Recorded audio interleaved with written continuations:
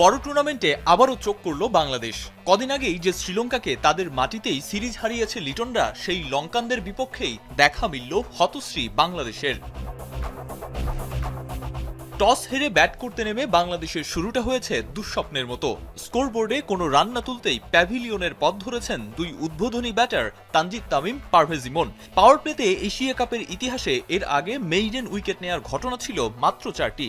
তামিম ইমনের উইকেট তুলে নিয়ে নোয়ান থুসারা আর দুষ্মন্ত চামিরা এক ম্যাচেই সেই সংখ্যাটা নিয়ে গিয়েছেন 6-এ। শুধু তাই নয়, থুসারা চামিরার বোলিং তোপে স্কোরবোর্ডের খাতা খুলতে লিটনদের লেগেছে 14 বল। জীবন পেয়েও খামখেয়ালি রান আউটে ব্যাট হাতে ব্যর্থতার ধারাবাহিকতা ধরে রেখেছেন তাওহিদ হৃদয়। হানিমুন পিরিয়ড শেষ হলেও প্রাণ ফেরার আভাস নেই হৃদয়ের ব্যাটে। ব্যাটিং অর্ডারে উপরে উঠালেও রানের গতি বাড়াতে পারেননি শেখ মেহেদী। উল্টো দৃষ্টিকটু আউটে দলকে ঠেলে দিয়েছেন ভরাডুবির দিকে।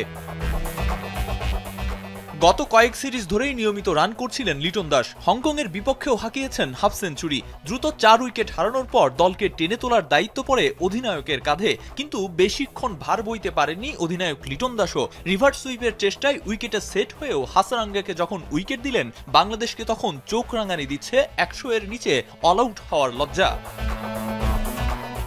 জাকের আলী, শামীম পাটোয়ারির 61 বলে 81 রানের জুটিতে সেই লজ্জার ভাড়া কেটেছে বটে, তবে সামর্থ্যের সীমাবদ্ধতা ফুটে উঠেছে স্পষ্টভাবে। জুলিয়ান উডের প্র্যাকটিস ক্লাসটা ম্যাচে আর কাজে লাগাতে পারেনি জাকের শামীম। সেই জায়গায় ধরা পড়েছে ব্যর্থতা। অসহায় আত্মসমর্পণ বললেও ভুল হবে না।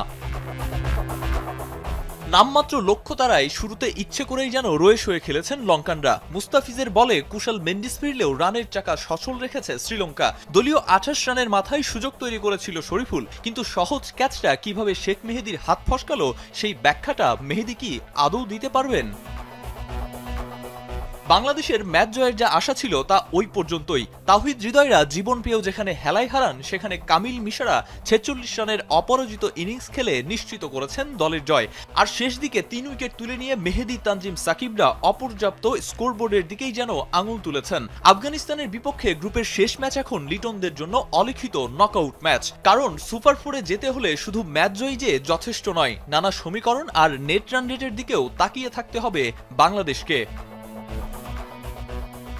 আরিফুল ইসলাম সাহাব, এখন।